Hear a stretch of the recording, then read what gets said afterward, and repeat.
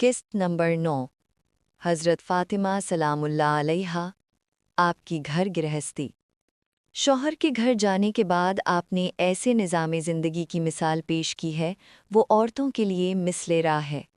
आप अपने घर का तमाम काम खुद करती थीं, झाड़ू देना, खाना पकाना, चरखा काटना, चक्की पीसना, बच्चों की तरबियत वग़ैरह सब जनाबे सैयदा खुद करतीं, और ना कभी माथे पे शिकन लाईं और ना ही कभी खादिमा की फरमाइश की।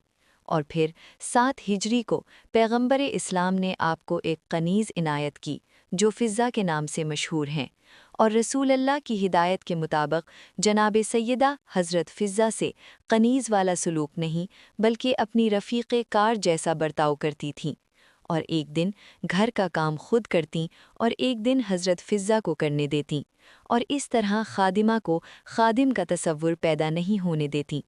दरअसल ये मुसावात मुहम्मदी की आला मिसाल है। आपने ही औरत की मेराज पर्दादारी को बताया है और ख़ुद भी हमेशा इस पर आमिल रहीं, और इतनी सख्ती के साथ, हालांकि घर की दीवार मस्जिद के साथ मुंसलिक होने के बावजूद और घर का दरवाज़ा सहने मस्जिद में खुलने के बावजूद भी कभी अपने बाबा के लिए मस्जिद में दाखिल नहीं हुईं।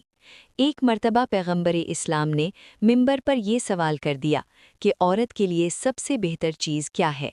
जब ये सवाल जनाब फ़ातिमा तक पहुंचा तो आपने जवाब दिया कि औरत के लिए सबसे बेहतर चीज़ ये है कि ना वो किसी नामहरम मर्द को देखे और ना कोई नामहरम मर्द औरत को देखे।